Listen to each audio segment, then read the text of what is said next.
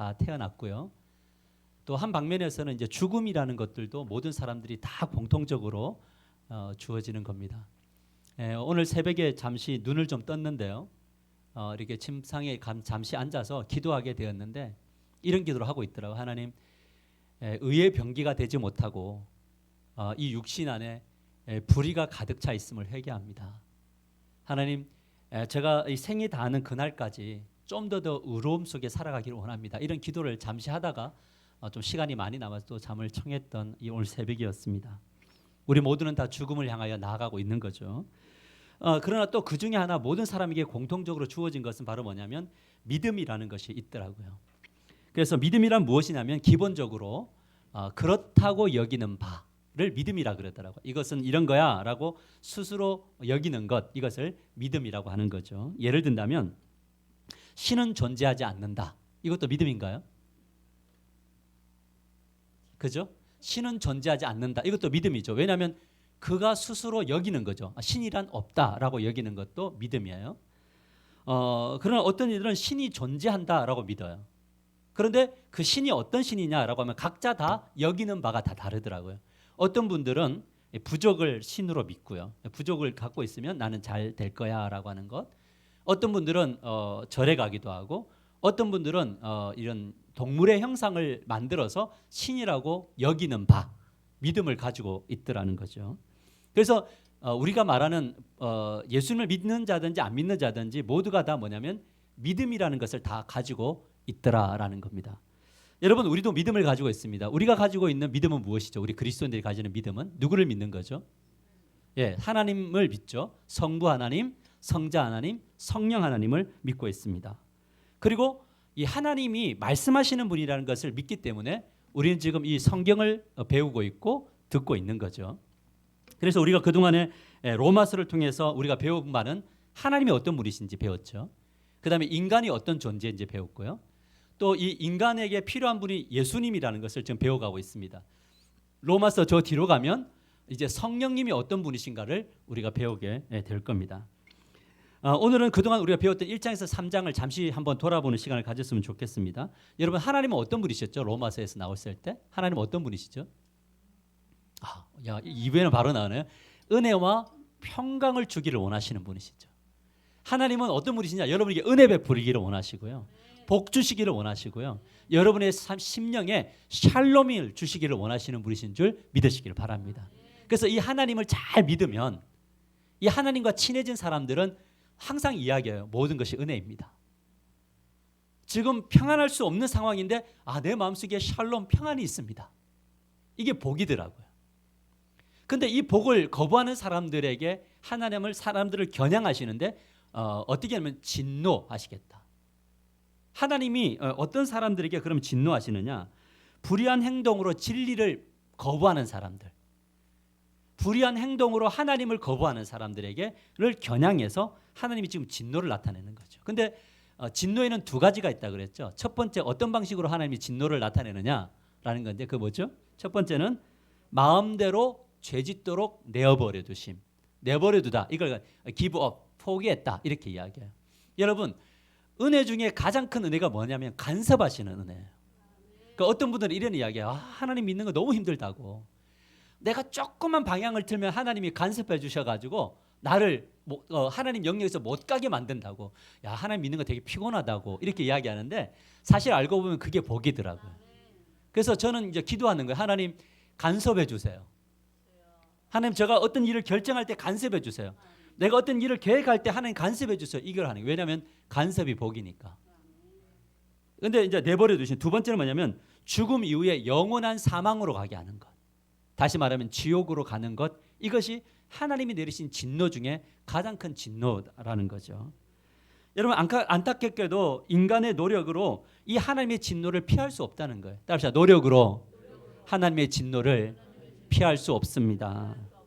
이것은 유대인이든 헬라인이든 이방인이든 누구나 다 똑같아. 노력으로는 안 된다. 그런데 사람들은 신기하게도 노력해요. 엄청 잘 살려고 해요. 그런데 영원한 진노를 피할 수 없어요.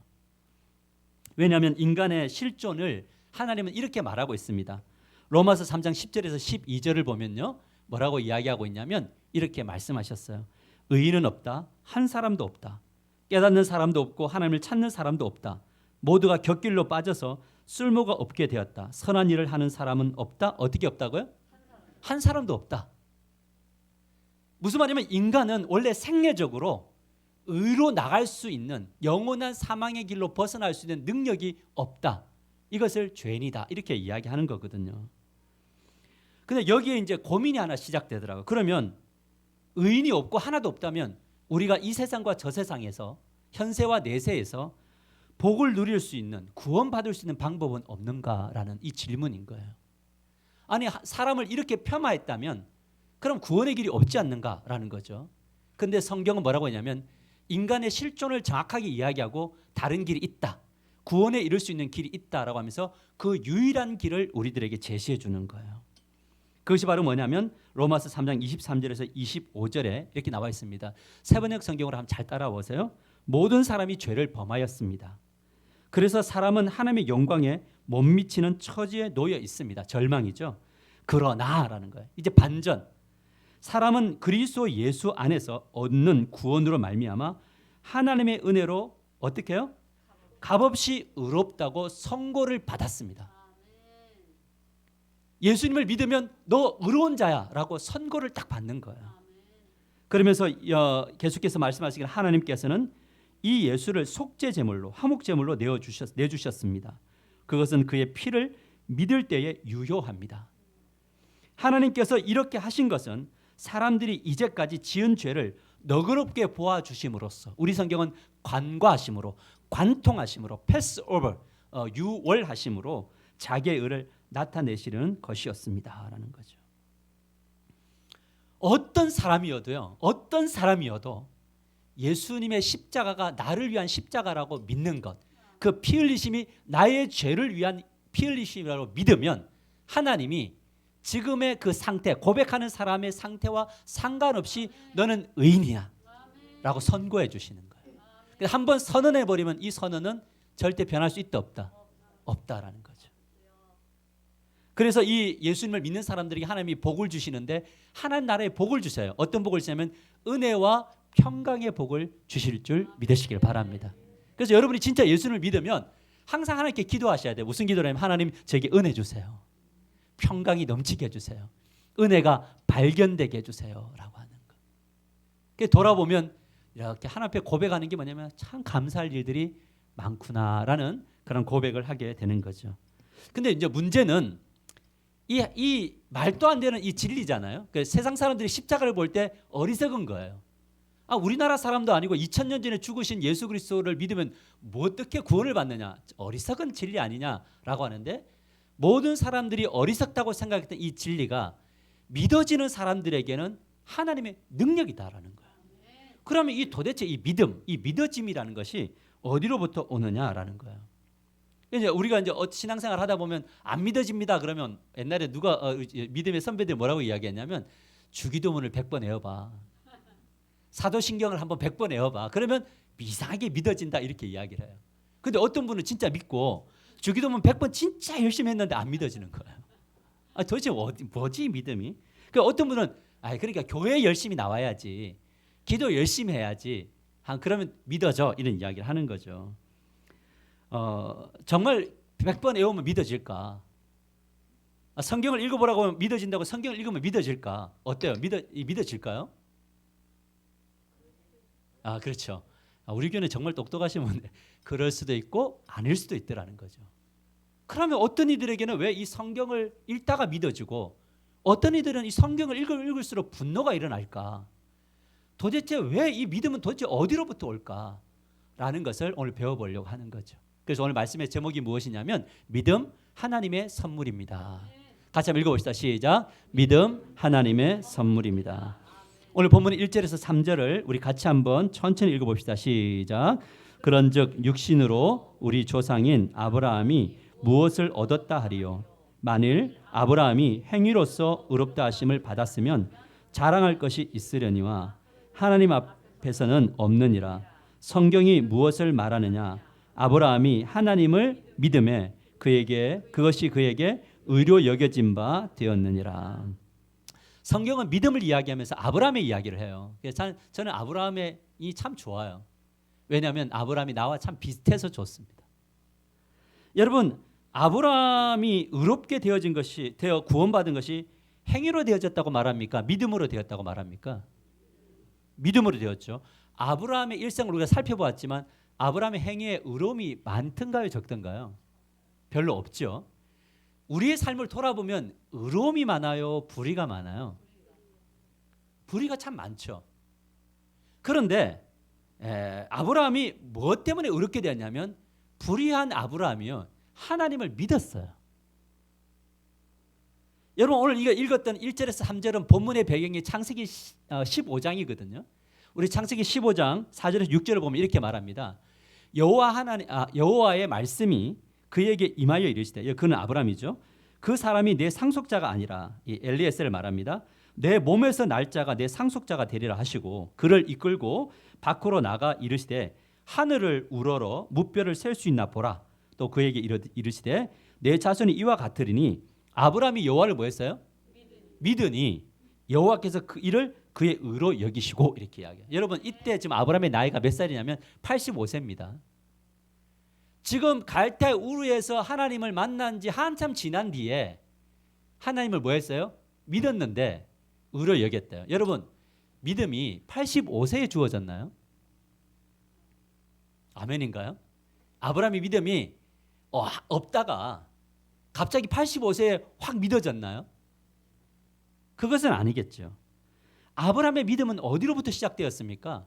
갈대아 우르에서부터 시작됐어요. 근데 이때 믿음이 좋았나요? 믿음은 좋지 않았지만 믿음은 있었나요? 하나님을 믿었나요?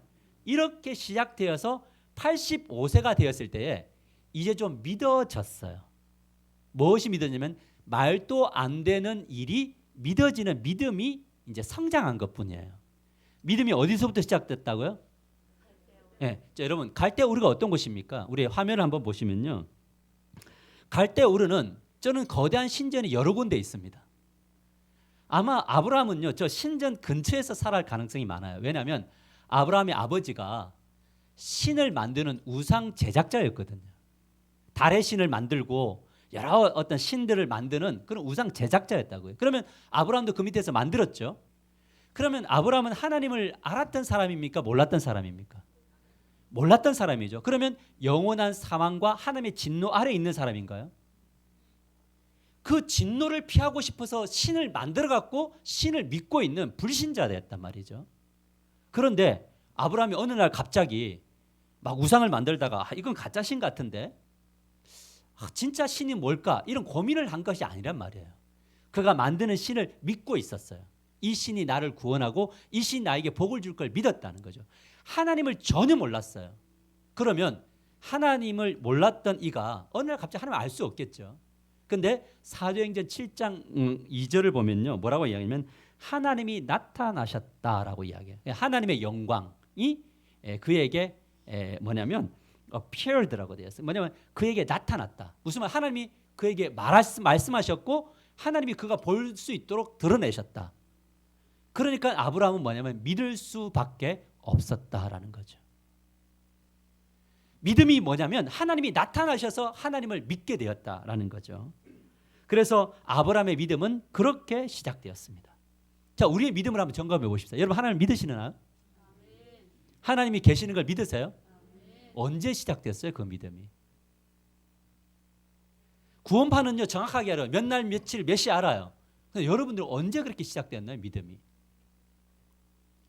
각 사람들마다 믿음이 주어지는 방식과 때가 다 다르더라고요. 다양한 형태로 주어지는데 어떤 이들은 모태신앙이라고 이야기해요. 태어나 보니까 목사님 아들이에요. 그래서 이걸 모태신앙이라고 이야기를 해요. 근데 내가 이 하나님을 선택한 바가 없어요. 아버지가 목사니까 따라 나가야 되는 아들들이 있어요. 제 아들들이. 하나님이 잘 안 믿어지는데 아버지 때문에 지금 나와야 될 때도 있어요.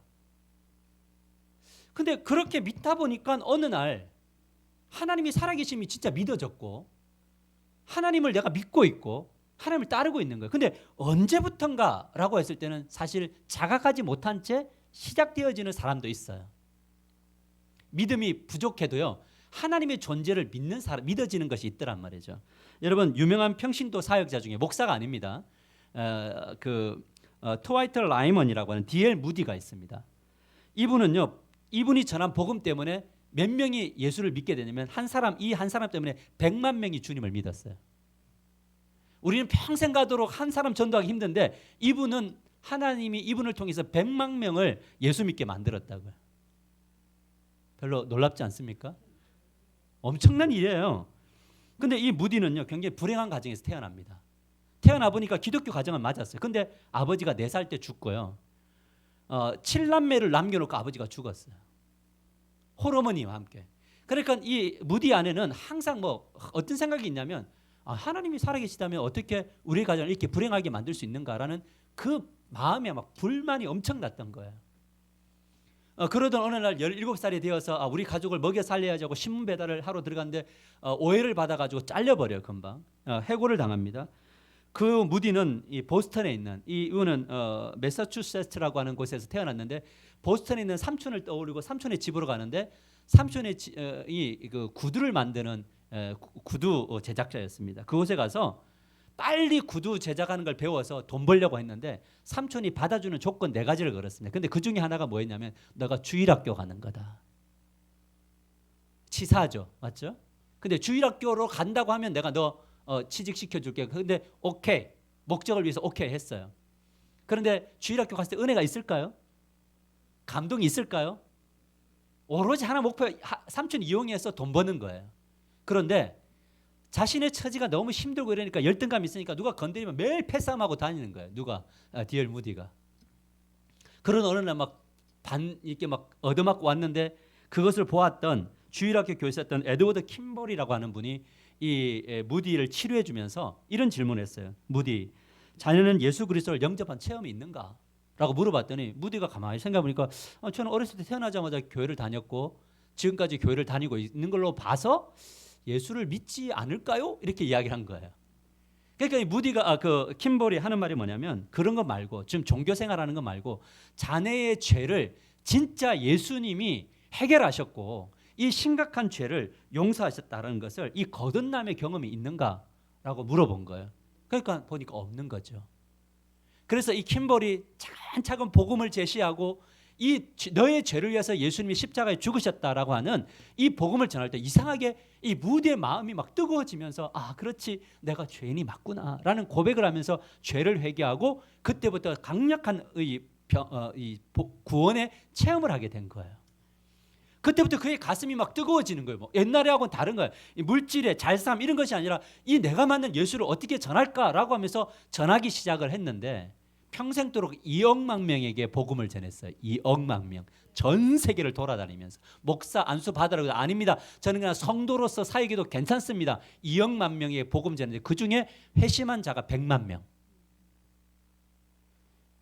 여러분 그 킴볼이라고 하는 삼촌이라고 하는 주일학교 가라고 했고 킴볼의 그 설득되어 있는 복음 때문에요. 이 사람을 통해서 너무나 많은 사람이 구원받고 돌아왔다는 거죠.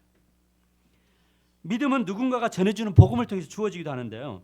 사울처럼요. 어떤 사람은 예수님 핍박하러 오다가 구원받은 사람도 있어요. 오늘 가갖고 오늘 교회 가서 우리 기도하고 있는 마누라 잡아 때리고 막 업자 이래갖고 갔는데 들어와갖고 꼬꾸라져서 예수 믿은 사람도 있다고요.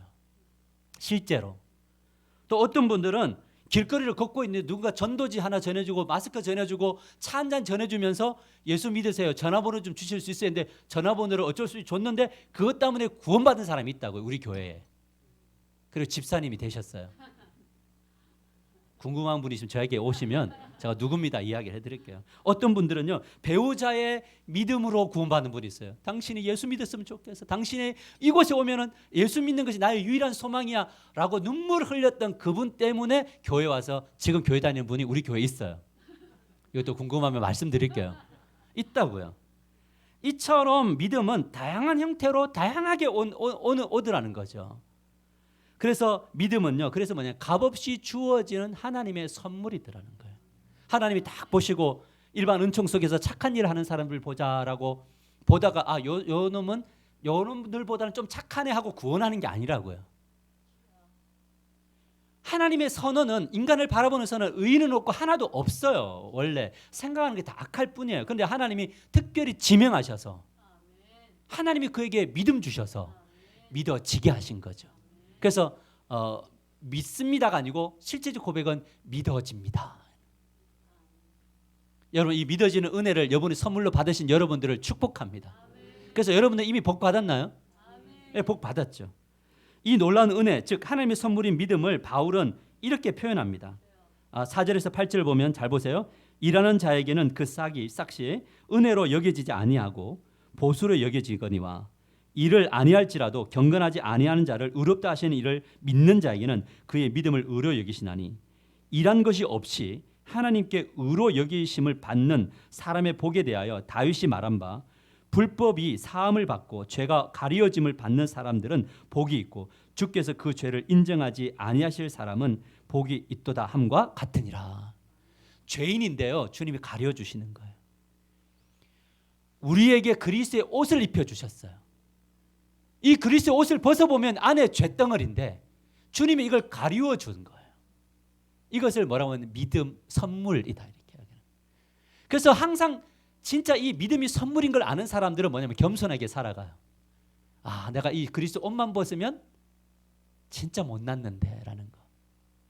우리 그리스도인들이 세상 사람들보다 더 잘난 것은 없더라고요. 보니까 더 비상식적일 때도 많아요. 그런데 그 비상식적인 사람들이 세상 사람들이 입지 못한 하나가 있어요. 그게 바로 그리스도로 옷 입었어요. 그런데 그 사람들을 뭐라고 하냐면 간과하셔요. 죄 없다고 해주셔서 우리를 의롭다고 만들어주시는. 그러니까 이 은혜만 생각할 때는 너무나 감사한 일들이 나타날 수밖에 없다라는 거죠. 아브라함의 생애를 한번 돌아볼까요? 우리 한번 살펴봤잖아요. 아브라함은 하나님을 모를 때 아브라함이 찾아오셔서 믿음 주셨죠. 근데 그 이유를 보면요, 하나님을 신뢰했나요? 하나님의 존재는 믿지만 삶의 현장에서 하나님을 인정했나요? 인정 안 하더라고요. 왜냐하면 하나님을 나타나시니까 어쩔 수 없이 떠났어요. 여행을 가라 그러니까 갔어요. 그런데 갈 때 누구 손 붙잡고 가요? 아버지와 조카 손. 왜냐하면 하나님이 요구하셨던 것은 갈 때 우리를 떠날 때 아버지와 친척을 떠나야 되는 건데 손 붙잡고 가죠. 하나님은 인정하는데 삶의 현장에서는 인정 못한 거예요. 그 다음에 가다가 하란에 머물러 버리고 가다가 또 기근이 오니까 애굽 땅으로 자기 마음대로 가버리고 그곳에서 생명의 위협이 오니까 하나님이 지켜주실 거야 이 믿음도 없어요. 하나님을 믿는데 삶의 현장에서는 안 믿는 아브라함이라고. 그래서 아내를 뭐라고? 누이라고 팔아버리는 거예요. 그러다가 조금 믿음이 있는 것처럼 보이지만 또 생명의 위협이 오면 똑같은 일을 하더라라는 거죠. 하나님의 존재는 믿었으나 신뢰하지 않는 믿음의 결과는 믿지 않았다는 거죠. 여러분 누구의 모습과 참 비슷해요? 그렇죠. 나의 모습과 참 비슷해요. 왜냐하면 여러분 하나님을 믿죠. 그래서 오늘 예배 나왔어요. 근데 삶의 현장에서는 믿어요, 안 믿어요? 역시 이제 대답을 아주 지혜롭게 하는, 믿을 때도 있고 아멘. 그러니까 우리가 믿는다고 하는 것은 대부분 하나님이 아니어도 할 수 있는 것을 믿더라고요. 믿어요라고 할 때 하나님은 아니어도 내가 할 수 있는 것을 믿지 내가 할 수 없는 것은 안 믿어요. 여러분 가족 중에 아직까지 믿지 않는 분들 있죠? 그분을 건지실 걸 믿어요? 근데 마음속에 안 믿어요. 왜 안 믿냐? 안 믿는 증거가 뭐냐면 그분들에게 복음을 안 전해요. 복음적 삶을 안 전할 때가 많아요. 예를 들어서 우리가 육신의 질병이 왔다고 보십시다. 그러면 살리시는 이도 여호와시고 죽이시는 이도 여호와신가요? 생명을 거두가시 여호와신가요? 그러면 우리는 어느 쪽으로 놓고 기도해야 돼요? 살려주실 것을 믿고 기도해야 되죠. 우리 자녀들의 인생이 복을 받게 될 것을 믿고 기도하실 거예요? 아니면 이 자녀들은 될 대로 되라로 할 거예요? 그러면 자녀들을 위한 기도가 있어야 하고 자녀들을 위한 섬김이 있어야겠죠. 우리가 전도를 해야 되는데 전도를 할 때 저 사람을 구원하실 이는 여호와신 것을 믿어야 되잖아요. 근데 우리는 믿어요, 안 믿어요? 할렐루야. 믿어서 전도하셨죠? 전도해서 우리 교회로 좀 데리고 오세요. 다른 데만 보내지 마시고. 우리 교회 별로 안 좋으신 거 아니죠? 중요한 것은 뭐냐면 우리가 하나님의 존재를 분명히 저는 믿는다고 믿어요. 저도 알아요. 그런데 우리의 마음속에는 안 된다라고 있는 게 있는데 여러분 그럼에도 불구하고 중요한 게 뭔지 아세요? 하나님의 존재가 믿어지는 이것이 시작점이더라고요.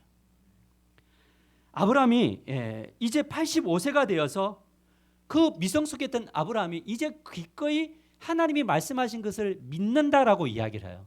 근데 사실 믿었나요? 안 믿었나요? 아브라함이 이때 사실 안 믿었어요. 근데 왜 안 믿었냐면 웃었거든요.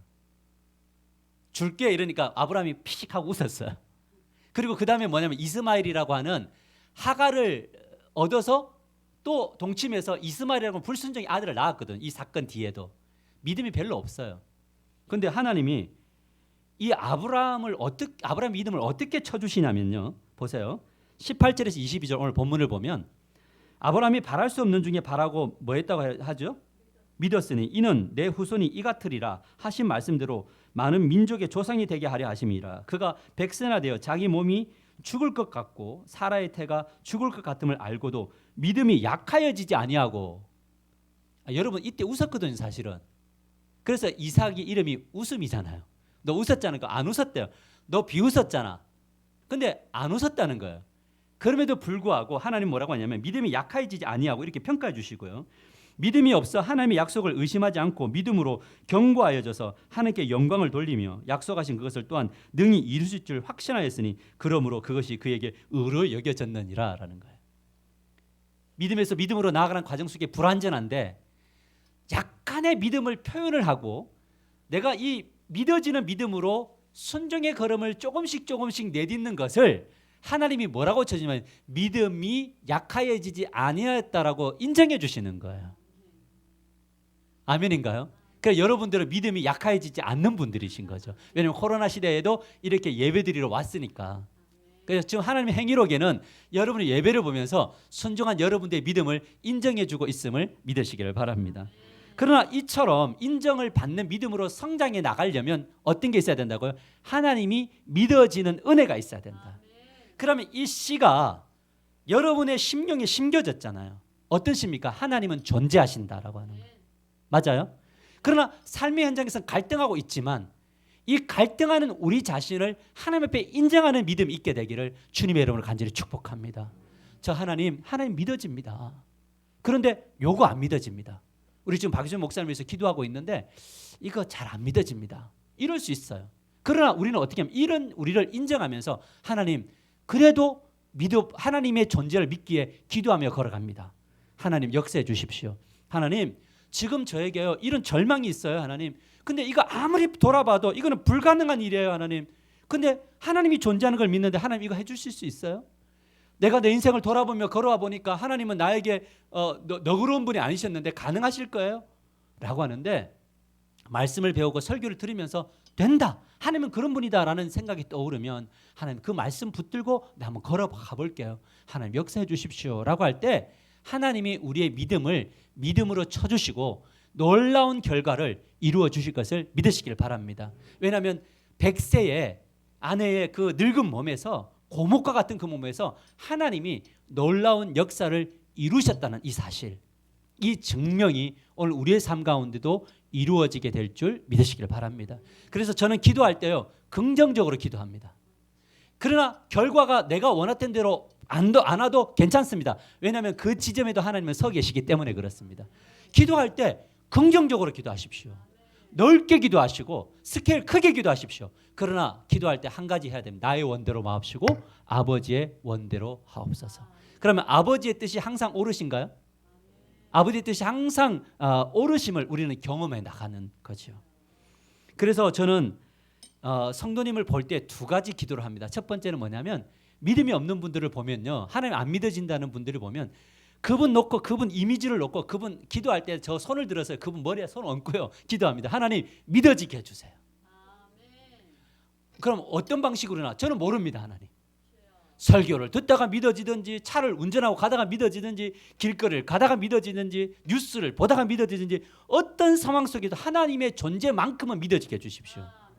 이런 분들에게는 더 큰 기대를 안 합니다. 뭐 기도를 왜 하러 안 왔느냐 이게 아니라 믿어지는 은혜가 있기를 원해요. 근데 믿는 사람들에게는 제가 어떤 기도를 하는 줄 아세요? 하나님 이제는 face to face가 되게 해주세요. 믿음이 성장하게 해달라고. 웃더라도 기도하네. 여러분 웃으면서 비웃으면서도 하나님의 음성을 들을 수 있는 복이 있기를 축복합니다. 하나님이 여러분의 자녀들을 회복시키실 거다 하는데 우리 마음속에 이런 마음이 들어도 그래도 듣는 이 은혜. 왜냐하면 성령이 언젠가는요 그것을 그 치했던 것을 가지고 끌고 가실 거거든요. 그래서 이야기하실 거야. 너 웃었지? 하나님 저 웃지 않은데. 아니 다 봤어. 너 웃었잖아. 근데 나중에 딱 아기를 가졌을 때 이 사라와 아브라함은요 진짜 하나님은 위대한 분이시구나. 이 지점이 있다고요. 우리의 인생을 돌아보면 얼마나 많은 지점이 있습니까? 예전에 우리의 삶이 경제적으로 너무 어려워서 막 고민하고 갈등할 때 아니야. 하나님이 당신과 함께 하실 겁니다. 믿고 가보세요. 집사님은 이런 은사가 있으니까 이런 일을 하시면 되게 좋을 것 같아요. 라고 기도하면서 그런 이야기를 선포했으니까 저는 뒤에서 그분을 위해서 열심히 기도해야 될까요? 저도 그렇잖아요. 하나님 앞에 하나님 제가 선포했는데 안 되면 저 굉장히 능력 없고 무능력한 목회자 됩니다. 이 두려움이 있는 거예요. 그래서 하나님 앞에 기도하는 거죠.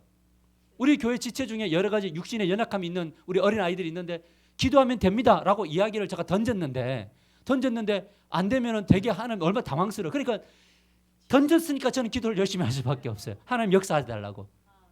어떤 방식으로 하실지 저는 몰라요. 그리고 이걸 통해서 어떤 일을 이루어 가실지 몰라요. 그런데 믿음이 주어진 분들에게는 믿음의 역사들이 일어나더라는 거예요. 여러분 우리가 전도를 한다는 것은 어떤 일입니까? 전도할 때 저 사람 될까? 이런 이야기예요. 어떤 분이 그런 이야기예요. 목사님 내가 우리 누나를 언니를 위해서 20년 동안 했는데 안 돌아온대요. 그래서 막 이제 화가 난대요. 여러분 믿어지게 하는 것은 우리의 능력이 아니에요. 제가요 설교를 하면서 옛날에는 분노한 적이 있었어요. 왜냐하면 아니 이런 설교를 했는데 왜 안 믿지? 화가 너무 나는 거예요. 성경 공부 이렇게 많이 해갖고 가르치는데 왜 제자리로 돌아가지? 화가 나는 거예요. 그런데 하나님이 어느 날 이야기했어요. 교만이야. 네가 뭐야? 너가 뭔데? 너 설교로 너의 능력으로 변화시키라고 생각했던 그게 교만인 거야. 내려놔. 너는 너의 일을 해. 나는 나의 일을 할게. 라고 하는 거예요. 그때부터 어떤 일이 되냐면 저는 진리를 선포하고 그 다음에 기도하는 거예요. 하나님 설득시켜 주세요. 그래서 우리 교회 안에는 설득당하는 은혜가 있음을 믿으시길 바랍니다. 하나님이 하시는 거죠. 그러면 그 사람의 변화는 내가 차지할 공로가 있나요? 아무것도 없어요. 누가 하셔서? 주님이 하신 거니까. 영혼 구원. 왜 실족하는 줄 아세요? 내가 요번에 올해는 꼭 저 사람을 전도해야지 했는데 올해 돼야 안 돼요. 올해 전도하는 것은 주님의 영혼 변화는 주님의 몫인 거예요. 그래서 제가 하나님 앞에 기도해서 하나님 전도하다가 실족하네요. 어떻게 해야 될까 했더니 하나님이 기도 중에 주신 게 뭐냐면 실족하지 않는 전도법 이거 주셨어요. 저는 우리 교회가 그걸 할 거예요. 왜냐하면 제가 이제 실족하지 않기로 했어요. 왜냐하면 이른 비와 늦은 비는 철저하게 하나님 몫이더라고요. 우리는 기경하면 돼요. 복음을 심으면 돼요. 그러면 하나님은 일하실 줄 믿으시길 바랍니다. 말씀을 맺겠습니다. 23절과 25절을 보면 같이 한번 읽어볼까요? 시작. 그에게 의로 여겨졌다 기록된 것은 아브라함만 위한 것이 아니요 의로 여기심을 받을 우리도 위함이니 곧 예수 우리 주를 죽은 자 가운데서 살리신 이를 믿는 자니라. 이는 예수는 우리가 범죄한 것 때문에 내줌이 되고 또한 우리를 의롭다 하시기 위하여 살아나셨니. 여러분 25절을 보면 중요한 게 예수님이 우리가 범죄한 것 때문에 내어주셨어요. 자 그러면 죄 짓지 않는 사람을 위해서 내준 것이 아니라 죄 짓는 사람들을 위해서 예수님이 내주신 거예요.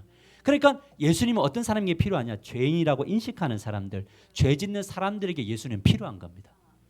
그래서 제가 볼 때는 죄 많이 짓는 사람들이 예수 믿을 가능성이 훨씬 더 많아요. 근데 밖에서 착하게 사는 사람들은요 예수 믿기 대빵 어려워요. 그럼 우리 이제부터 죄 짓는 사람만 볼 거냐? 아니죠. 구원은 주께 있으니까. 그래서 항상 뭐냐면 예수는 죄 지은 사람들에게 내어준 바 되었고 그 사람을 살리기 위한 부활이 되어주신 거예요. 그래서 우리는 항상 부족한 점이 보일 때마다 실망할 때가 있지만 이것도 우리의 교만일 수 있다는 거죠. 왜 저럴지가 아니라 저분에게도 예수가 필요하구나. 저분에게도 예수님의 부활이 필요하구나. 우리 옆 사람 보면서 이야기합시다. 당신에게 예수님이 필요합니다. 아멘이죠? 나에게도 예수가 필요한가요? 그래서 바울은 예수 그리스도만 자랑했어요. 그러니까 결국 우리의 인생은 누구와 만나면 끝나는 거냐? 예수님과 깊이 만나면 우리의 인생의 모든 문제는 해결되어진다.